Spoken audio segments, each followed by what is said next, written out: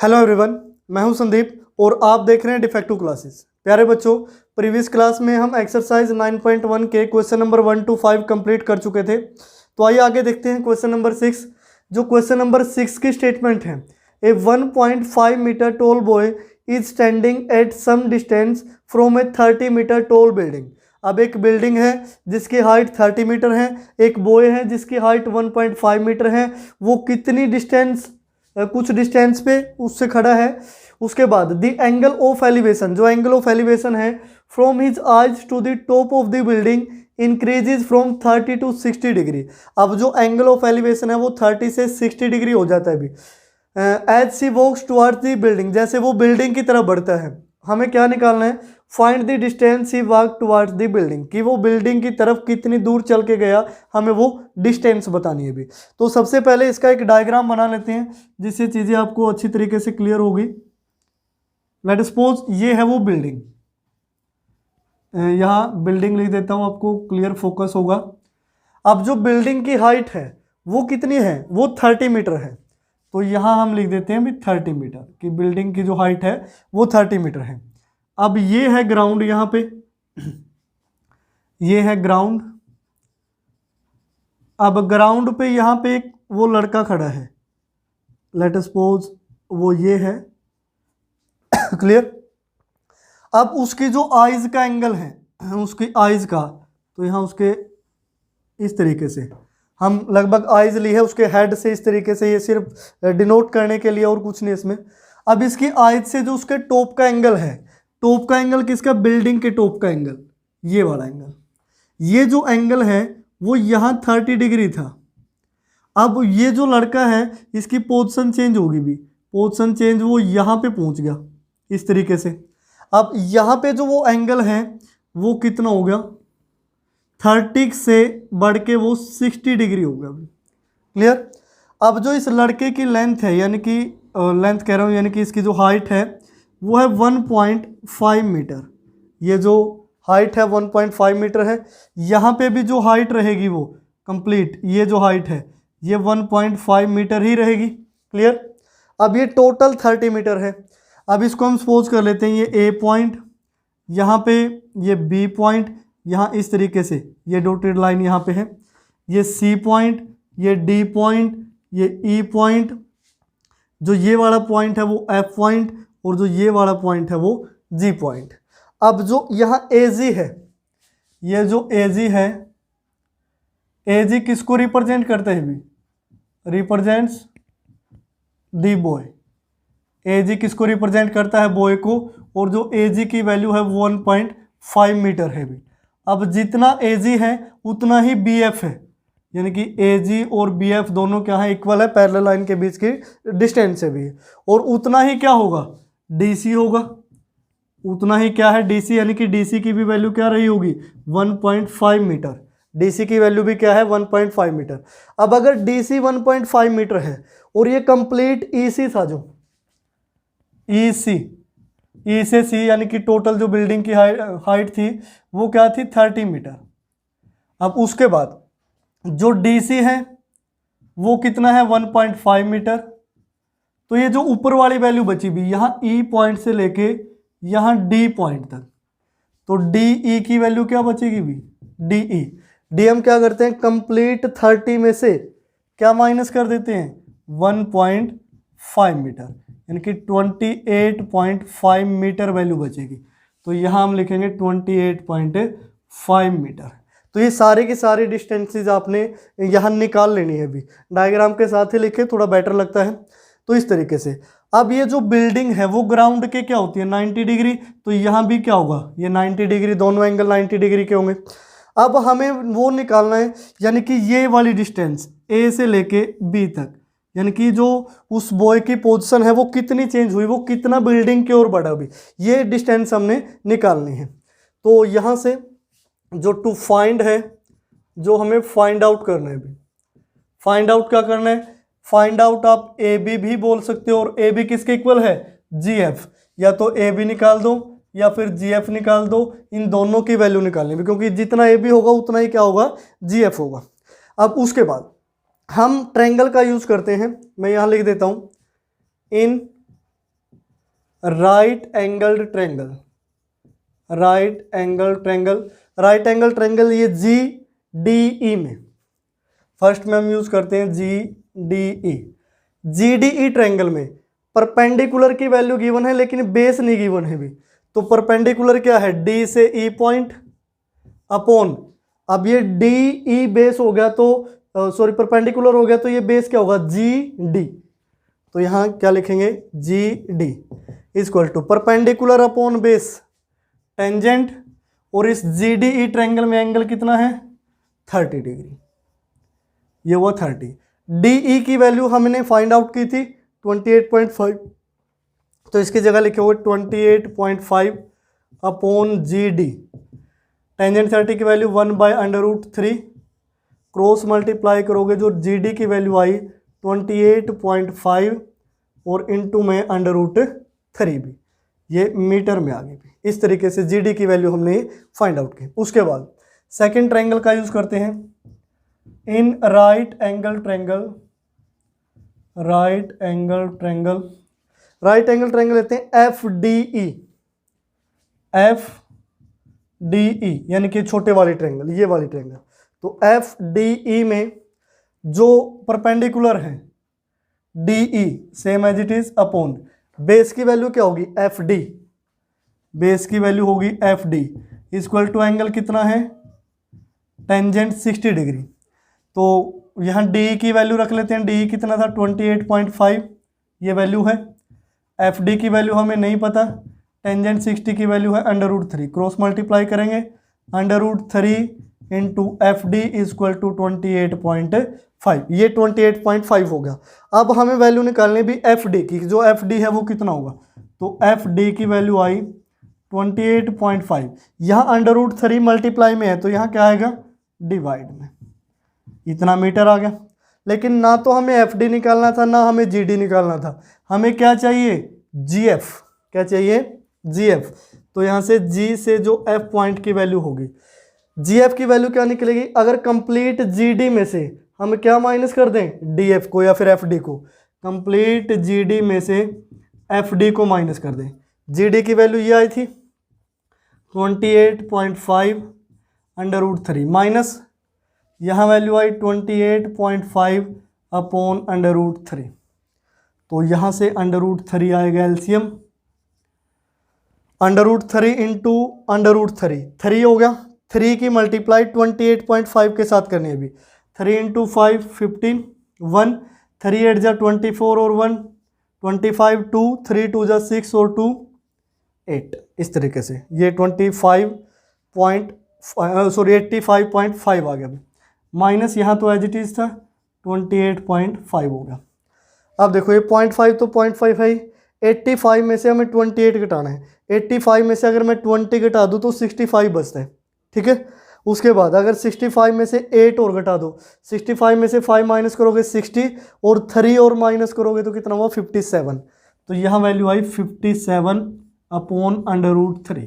अब यही वैल्यू हमने निकालनी थी लेकिन आइए 57 अपॉन √3, मैंने बताया था कि डिनोमिनेटर में अंडर रूट ना हो तो इसको रैशनलाइज कर दो, √3 से मल्टीप्लाई √3 से डिवाइड, तो ये हुआ 57 √3 अपॉन √3 इंटू √3 3 पे कैंसिल करोगे 19, तो वैल्यू क्या आई 19 √3 मीटर। यही वैल्यू हमने निकालनी थी भी, क्योंकि जितनी GF है उतनी ही क्या होगी ये भी, तो लास्ट में हम क्या लिखेंगे, hence the distance travelled by the boy is 19 √3 metre, यानी कि वो कितना आगे की तरफ गया होगा, हम यहाँ क्या लिखेंगे 19 √3 मीटर, यानी कि इतनी डिस्टेंस उसने ट्रैवल की होगी, तब उसका जो एंगल है 30 से कितना हुआ है 60 हुआ है भी। तो इस तरीके से आपको कंप्लीट डायग्राम पता हो, ये सारी चीज़ें आपने लिखनी है, ये जो गिवन वगैरह है हमने कैसे निकाली, उसके बाद इन दोनों ट्रायंगल्स का यूज़ कैसे किया, जो मेन है वो GD की डिस्टेंस कैसे आई, FD की जो वैल्यू है वो कैसे आई, और फिर इनकी हेल्प से GF की वैल्यू कैसे आई, ये सारा प्रोसेस आपने लिखना है। तो इस तरीके से आप क्वेश्चन नंबर 6 को कंप्लीट करेंगे। उसके बाद क्वेश्चन नंबर 7 देखिए, जो क्वेश्चन नंबर 7 की स्टेटमेंट है, from a point on the ground, एक पॉइंट है ग्राउंड पे, the angle of elevation of the bottom and top of a transmission tower fixed at the top of 20 metre high building, यानी कि एक tower है जो कहाँ पे फिक्स है, 20 मीटर हाई बिल्डिंग पे। वो जो एंगल है 45 और 60 गिवन है, हमें निकालनी है हाइट ऑफ द टावर। तो स्टार्टिंग में यहाँ से इस तरीके से डायग्राम ड्रॉ कर लेते हैं ताकि आपको चीज़ें क्लियर हो। अब हम ये इस तरीके से लेते हैं कि ये तो हुआ ग्राउंड, यहाँ पे ये है ग्राउंड भी। अब ग्राउंड की हम नेमिंग रखते हैं पॉइंट ए, ये पॉइंट बी, और जो BC है, BC है बिल्डिंग, BC है बिल्डिंग जिसकी हाइट है 20 मीटर, और C से जो पॉइंट D है ये है ट्रांसमिशन टावर, ट्रांसमिशन टावर या फिर डायरेक्ट टावर लिख सकते हो समझने के लिए बस, क्लियर। उसके बाद अब ये बोल रहे हैं the angle of elevation of the bottom of the tower, वो जो बॉटम ऑफ द टावर का एंगल है, यानी कि टावर का बॉटम तो यही होगा, ये तो टावर का क्या होगा यहाँ टॉप, और ये टावर का क्या होगा भी बॉटम, बॉटम ऑफ टावर, इसको इस तरीके से लिख सकते हो। जो बॉटम ऑफ टावर का एंगल है वो 45 डिग्री है, ये कितना है 45 degree, and top of the tower, और जो टॉप का एंगल है ये वाला एंगल, ये जो कंप्लीट एंगल है भी ये कंप्लीट एंगल है 60 डिग्री, ठीक है, 45 और 60। अब हमें इस टावर की हाइट निकालनी है कि ये जो टावर है इसकी हाइट क्या होगी। तो स्टार्टिंग में जब हम सॉल्यूशन में लिखते हैं तो यहाँ से इसकी हाइट को ही एज्यूम कर लेते हैं जिसकी वैल्यू हमें निकालनी। तो हम लिखते हैं let us suppose the height of the tower, the height of the tower, tower की जो हाइट है वो हमने क्या मान ली, x मीटर मान ली। मैं यहाँ लिख भी देता हूँ x मीटर है, क्लियर।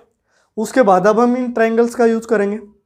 उसके बाद लिखते हैं, अब जो सारा गिवन है वो मैंने लिख ही दिया है, इन राइट एंगल ट्रायंगल, इन right angle triangle, right angle triangle है जो ABD, बड़ी ट्रायंगल का यूज करते हैं ABD में। ABD में अगर परपेंडिकुलर की बात करें, परपेंडिकुलर क्या है BD, मैंने बताया था बिल्डिंग और टावर हो इसके 90 डिग्री होते हैं ग्राउंड के, तो ये एंगल 90 है। BD कंप्लीट परपेंडिकुलर है जो BD है, अपॉन बेस की वैल्यू क्या है AB, परपेंडिकुलर अपॉन बेस कितना होगा टेंजेंट, और एंगल कितना है कंप्लीट बड़ी ट्रायंगल का ABD में एंगल कितना है 60 डिग्री, तो यहाँ हुआ एंगल 60 डिग्री। BD की वैल्यू जो कंप्लीट BD है उसको क्या लिखा जा सकता है BC प्लस CD, तो इसकी जगह हम लिख देते हैं BC plus CD upon AB, tangent 60 की वैल्यू √3। अब BC की जो वैल्यू है, BC क्या है बिल्डिंग है यानी कि 20 मीटर, प्लस CD कितना है x अपॉन में AB is equal to √3, cross multiply करेंगे √3 into AB is equal to, ये कितना आएगा 20 प्लस x, तो यहाँ से अगर AB की वैल्यू निकालें तो वैल्यू आएगी 20 प्लस x अपॉन √3, ये AB की वैल्यू आई, इसको हम फर्स्ट इक्वेशन कंसीडर कर लेते हैं। उसके बाद जो सेकंड ट्रायंगल है ABC, इसमें देखते हैं, मैं यहीं लिख देता हूँ थोड़ा सा अलग करके इसको, इन राइट एंगल ट्रायंगल, जो राइट एंगल ट्रायंगल ABC है, ABC के अंदर आप क्या लिखोगे परपेंडिकुलर यानी कि BC अपॉन बेस वही AB है इक्वल टू एंगल कितना होगा टेंजेंट 45, यानी कि टेंजेंट क्यों लिखा क्योंकि परपेंडिकुलर अपॉन बेस क्या होता है टेंजेंट, और एंगल कितना है 45। अब जो BC की वैल्यू है वो है 20 metre upon AB as it is, tangent 45 की वैल्यू 1, क्रॉस मल्टीप्लाई करोगे तो AB की वैल्यू कितनी आएगी भी 20 मीटर, AB की वैल्यू कितनी आई 20 मीटर। ये सेकंड इक्वेशन है भी। अब फर्स्ट इक्वेशन से भी हमने AB की वैल्यू निकाली, सेकंड से भी हमने AB की वैल्यू निकाली, तो यहाँ से हम क्या लिख देते हैं from equation first and equation second, first और सेकंड इक्वेशन से दोनों वैल्यूज इक्वल होनी चाहिए, तो यहाँ हम लिखेंगे कि जो 20 प्लस एक्स अपॉन √3 की वैल्यू आई है वो किसके इक्वल होनी चाहिए, 20 के। क्रॉस मल्टीप्लाई करेंगे यहाँ से, तो यहाँ से 20 plus X is equal to √3 की मल्टीप्लाई किसके साथ होगी, 20 के साथ। जो x की वैल्यू आएगी वो क्या आएगी, 20 √3। ये 20 पॉजिटिव है तो नेगेटिव हो जाएगा भी, तो x की वैल्यू क्या आएगी, 20 दोनों में से कॉमन, यहाँ से वैल्यू क्या बची, √3 - 1 मीटर। अब जो x था, x क्या थी भी, हाइट ऑफ टावर, तो लास्ट में एक लाइन लिख देंगे, hence the height of the tower, the height of tower is 20 into में √3 - 1 मीटर। यही वैल्यू आपसे पूछी गई थी। तो इस तरीके से बस इन दो ट्रायंगल्स का यूज़ करना है। एट लास्ट आपके पास ये क्या आ जाएगी, हाइट ऑफ टावर आ जाएगी। तो ये था आपका क्वेश्चन नंबर 7। उसके बाद क्वेश्चन नंबर 8 देखिए। जो क्वेश्चन नंबर 8 है, ए स्टैचू 1.6 मीटर टोल, एक स्टैचू है जिसकी हाइट 1.6 मीटर है, stands on the top of pedestal, एक पेडेस्टल के टॉप पे वो खड़ा है। पेडेस्टल वो है यानी कि जहाँ पे स्टैचू को लगाया जाता है उस जगह को पेडेस्टल बोलते हैं। From a point on the ground the angle of elevation of the top of the statue is 60 degree and from the same point the angle of elevation of the top of pedestal is 45 degree. हमें क्या निकालना है, find the height of pedestal. तो सबसे पहले इसका diagram देखते हैं भी किस टाइप का बनेगा। तो इस तरीके से ये है ग्राउंड, यह हम लिख लेते हैं ग्राउंड। ग्राउंड की नेमिंग रखते हैं पॉइंट ए, ये पॉइंट बी, और ये है जो लेट सपोज ये बी सी। बी सी क्या है, पेडेस्टल है, पेडेस्टल जिसकी हाइट हमें निकालनी है। अब पेडेस्टल के ऊपर एक स्टैचू लगा है, स्टैचू की जो हाइट है वो है 1.6 मीटर, तो इसको हम लिख सकते हैं 1.6 मीटर, ये पॉइंट डी भी। उसके बाद ये बोल रहा है कि जो एंगल ऑफ एलिवेशन है of the top of the statue वो 60 है। स्टैचू के टॉप का एंगल 60 है भी, यहाँ इस पॉइंट से, ग्राउंड के इस पॉइंट से जो ये टॉप का एंगल है वो कितना है, 60 डिग्री है भी। उसके बाद from the same point angle of elevation of the top of the pedestal. अब पेडेस्टल का टॉप तो ये होगा, इसी पॉइंट से इस टॉप का जो एंगल है वो कितना है, 45 डिग्री है भी। अब ये ध्यान रखना, ये पेडेस्टल का तो क्या है, टॉप यहाँ पे, और स्टैचू का क्या है, ये बॉटम है, इस तरीके से। अब ये हाइट 1.6 मीटर है, हमें निकालनी है पेडेस्टल की हाइट। तो इस हाइट को हम मान लेते हैं वो x मीटर है भी। जो पेडेस्टल की हाइट है उसको हमने क्या मान लिया, x मीटर। अब हमें x की वैल्यू निकालनी है इस ट्रायंगल में से बस। तो यहाँ से हम लिख लेते हैं सबसे पहले, let the height of pedestal, कि जो पेडेस्टल की हाइट है, हाइट ऑफ पेडेस्टल इज, वो हमने मान ली x मीटर। क्लियर। उसके बाद अब हम ट्रायंगल्स का यूज करेंगे। इन राइट एंगल ट्रायंगल, इन right angle triangle, right angle triangle starting में यूज कर लेते हैं ABC। ABC ये छोटी ट्रायंगल का यूज करेंगे। ABC में जो परपेंडिकुलर है BC अपॉन बेस की वैल्यू क्या है, AB। BC upon AB, perpendicular upon base क्या होता है, टेंजेंट, और एंगल कितना है, 45 डिग्री। BC की वैल्यू क्या है, x metre upon AB is equal to tangent 45 1, cross multiply करोगे तो AB की वैल्यू क्या आई भी, x। इसको हम क्या मान लेते हैं, फर्स्ट इक्वेशन। उसके बाद आगे हम नेक्स्ट ट्रायंगल का यूज करेंगे। अब मैं लिखता हूं इन राइट एंगल ट्रायंगल, इन राइट एंगल ट्रायंगल, जो बड़ी ट्रायंगल है ABD, ABD में, ABD में जो परपेंडिकुलर है complete BD upon base AB is equal to perpendicular upon base tangent, और एंगल कितना है, 60 डिग्री। तो ये हो गया टेंजेंट 60।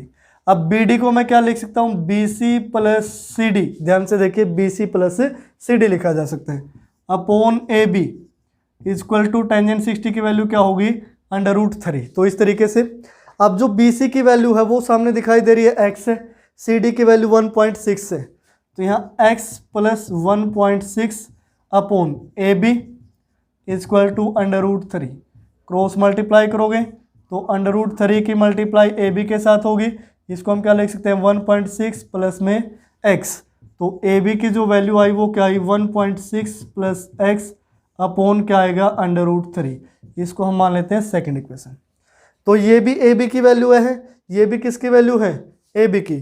तो यहाँ मैं लिख देता हूँ from equation first and equation second, दोनों से क्या मिलेगा कि जो x की वैल्यू होगी वो 1.6 प्लस एक्स अपॉन क्या होगी √3, क्रॉस मल्टीप्लाई करेंगे √3x इक्वल 1.6 प्लस एक्स को इस साइड माइनस में लेके आओगे, तो x को इस साइड माइनस में लेके आए तो ये हुआ √3x minus x equal to 1.6, तो x आएगा कॉमन, यहाँ से √3 माइनस 1 इक्वल टू 1.6। अब x की वैल्यू निकालनी है, अभी थोड़ा आगे लिख लेते हैं। x इक्वल टू ये 1.6, इसके डिवाइड में क्या जाएगा √3 माइनस 1। अब मैंने बोला था कि कोशिश करें कि डेनोमिनेटर में अंडर रूट ना हो, तो इसको फिर रैशनलाइज √3 प्लस 1 से मल्टीप्लाई √3, उसके बाद -1 से ही डिवाइड कर लेते हैं अब इसको, और सॉरी यहाँ प्लस आएगा, तो प्लस वाली वैल्यू से सेम वैल्यू से मल्टीप्लाई, सेम से डिवाइड हमने कर दिया, तो यहाँ से वैल्यू आई 1.6 इंटू में ये क्या होगा √3 प्लस 1, ये तो मल्टीप्लाई में। अब डेनोमिनेटर में a minus B A plus B, तो a square minus B square, A square करोगे कितना आएगा 3, √3 का स्केयर 3 और माइनस में 1 का स्केयर 1, 3 माइनस 1 करोगे तो यहाँ क्या लिखा जा सकता है 2 से इसको कैंसिल करोगे कितना आएगा 0.8, तो वैल्यू आई 0.8 इंटू √3 प्लस 1 मीटर। अब ये क्या था अभी, यही तो हमने क्या जो निकालनी थी वो क्या है हाइट ऑफ पेडेस्टल। लास्ट में एक लाइन लिख देंगे, hence the height of the pedestal is 0.8 into √3 plus 1 metre, जो रिक्वायरमेंट थी जिसकी यानी कि जो हमने एक्सपोज किया था उसी की वैल्यू हमने ये निकाल दी। तो इस तरीके से आप क्वेश्चन नंबर 8 को कंप्लीट करेंगे। उसके बाद क्वेश्चन नंबर 9 देखिए, जो 9 की स्टेटमेंट है the angle of elevation of the top of the building from the foot of the tower.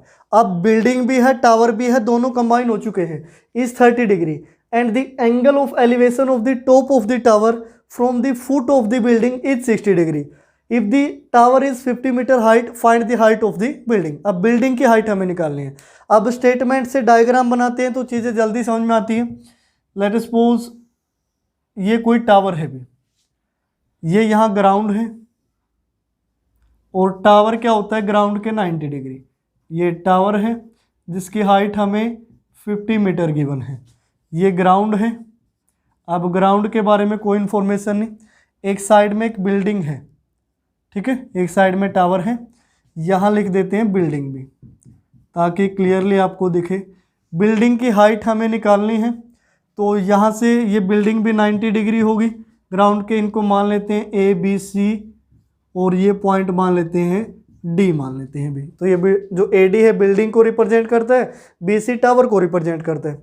अब यहाँ से एक चीज़ देखें, जो एंगल ऑफ एलिवेशन है किसका top of the building from the foot of the tower, foot of the tower और top of the building, ये टॉप ऑफ बिल्डिंग है, ये फुट ऑफ टावर है। इस तरीके से यहाँ पे ये जो एंगल ऑफ एलिवेशन है ये 30 डिग्री गिवन है भी, ये वाला एंगल है जो वो 30 डिग्री है। उसके बाद and the angle of elevation of the tower from the foot of the building is 60। अब जो टॉप ऑफ द टावर का एंगल है यहाँ से बिल्डिंग के बॉटम से वो कितना है 60 डिग्री है भी। ये डायग्राम बनेगा आपका। टावर की हाइट 50 मीटर है, बिल्डिंग की हाइट हमें निकालनी है भी। क्लियर सी बात है, बिल्कुल सिंपल सा क्वेश्चन है। तो सारा कुछ जो गिवन था हमने लिख दिया। आप अलग से यहाँ गिवन लिख के भी दोबारा फिर लिख सकते हैं क्वेश्चन को थोड़ा लेंथी बनाने के लिए या थोड़ा इफेक्टिव बनाने के लिए। तो यहाँ पे मैं सॉल्यूशन में लिखता हूँ इन right angle triangle, right angle triangle, right angle triangle का यूज़ करते हैं ABC का, हम यूज़ कर रहे हैं भी ABC। ए बी सी में बी एंगल 90 डिग्री है, ये 60 है। हम परपेंडिकुलर अपॉन बेस करेंगे। परपेंडिकुलर क्या है? B C. तो यहाँ से बी सी अपॉन बेस यानी कि A B is equal to angle कितना है भी ए बी सी में 60 डिग्री। परपेंडिकुलर अपॉन बेस तो कितना हुआ? टेंजेंट, लगभग सारे टेंजेंट में ही बनते हैं, तो टेंजेंट 60। बी सी यानी कि हाइट ऑफ टावर है वो कितनी है? 50 मीटर। तो 50 upon A B is equal to tangent 60 की वैल्यू √3, क्रॉस मल्टीप्लाई करेंगे। √3 ए बी इजक्वल टू कितना हुआ? 50। जो ए बी की वैल्यू आई वो आई 50 अपॉन √3 मीटर। क्लियर? 50 अपॉन √3 मीटर आगे भी। उसके बाद थोड़ा सा अलग कर लेते हैं। नेक्स्ट जो ट्रायंगल यूज करेंगे हम लिखेंगे in right angle triangle. Second जो ट्रायंगल है A B D, A B D. अब देखिए जो ये ए बी की वैल्यू है वो निकल चुकी है भी 50/√3 है, 50/√3 मीटर। ठीक है, तो इसमें हम क्या करते हैं? Perpendicular upon base. परपेंडिकुलर क्या है? ए डी अपॉन बेस क्या है? A B is equal to angle क्या है? 30 डिग्री इसमें। तो परपेंडिकुलर अपॉन बेस क्या बनेगा? टेंजेंट 30 डिग्री होगा भी। अब ए डी की वैल्यू हमें निकालनी है, पता नहीं है, यही तो हाइट है, अपॉन ए बी की वैल्यू जो अभी निकाली थी भी अपॉन 50/√3 इजक्वल टू टेंजेंट 30 1/√3 होगा। तो ये 50/√3 की मल्टीप्लाई होगी राइट साइड में जाके, तो A D is equal to 1/√3 into में 50/√3, इस तरीके से ऐसा आप लिख सकते हैं। तो यहाँ से जो ए डी की वैल्यू आएगी, ए डी की वैल्यू यहाँ 50/√3 इंटू √3 3 होगा अभी। जब 50 को हम 3 से डिवाइड करेंगे 16 कंप्लीट 2/3 बनेगा, क्योंकि 16 3 48 और 2 50/3 होगा, मीटर में लिख सकते हैं। अब यही क्या थी भी? Height of building. इसी को हम क्या लिखते हैं? हाइट ऑफ बिल्डिंग, जिसकी वैल्यू हमने निकालनी थी वो क्या थी? A D. तो ए डी की वैल्यू क्या है? 16 अपॉन कंप्लीट 2/3 मीटर, इस तरीके से। तो ये बिल्डिंग की हाइट ही पूछी गई थी। ये डायग्राम है और सिंपल सा बस इन दो ट्रायंगल को यूज करो, ए डी की वैल्यू निकाल दो। तो ये था आपका बिल्कुल सिंपल सा क्वेश्चन नंबर 9। उसके बाद क्वेश्चन नंबर 10 देखिए। जो क्वेश्चन नंबर 10 की स्टेटमेंट है, two poles of equal heights are standing opposite to each other. दो पोल हैं, इक्वल हाइट के हैं, एक दूसरे के अपोजिट खड़े हैं भी। तो यहाँ से डायग्राम बना लेते हैं। ये लाइन थोड़ी टेढ़ी चली गई, तो इस तरीके से लेट सपोज ये फर्स्ट पोल है, ये सेकंड पोल है भी। ठीक है, और ये क्या है? ग्राउंड, इस तरीके से है। उसके बाद on the either side of the road, अब वो रोड के दोनों तरफ खड़े हैं भी पोल। तो दिस मीन्स इसको हम क्या सपोज कर लेते हैं? रोड, ये हो गया पोल 1, ये हो गया पोल 2, सेकेंड पोल होगा भी, इस तरीके से।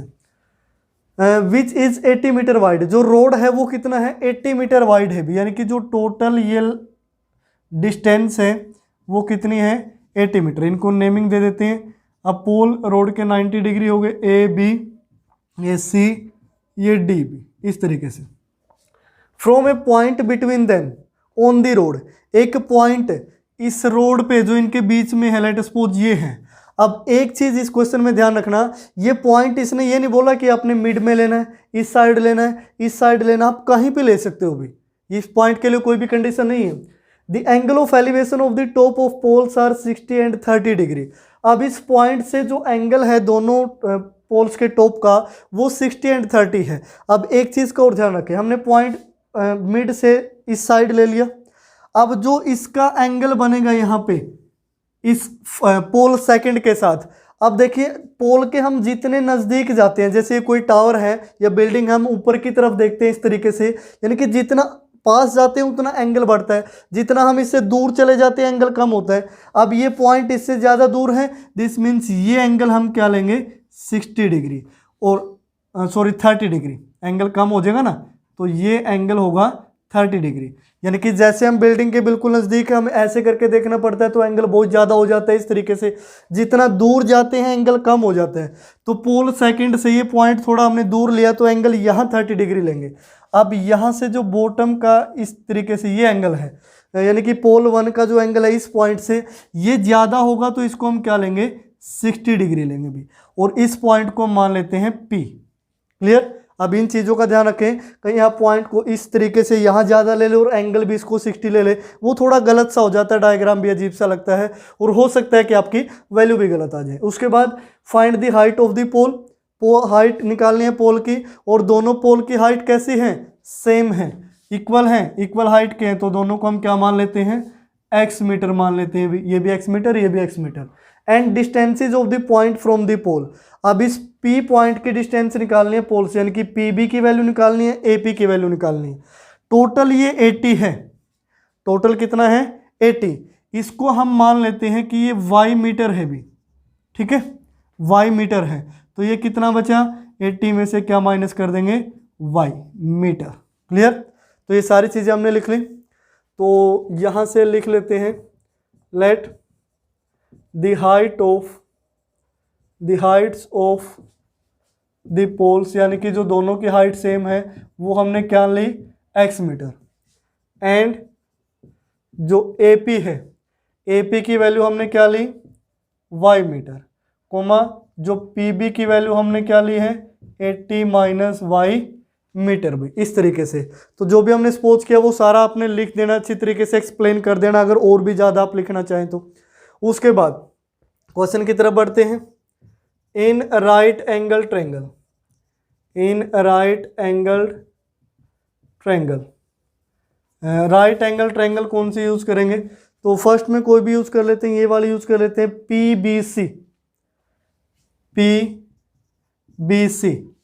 PBC में जो BC है अपॉन जो PB है, यानी कि परपेंडिकुलर अपॉन बेस, वो कितना होगा, टेंजेंट, और एंगल कितना है 30 डिग्री।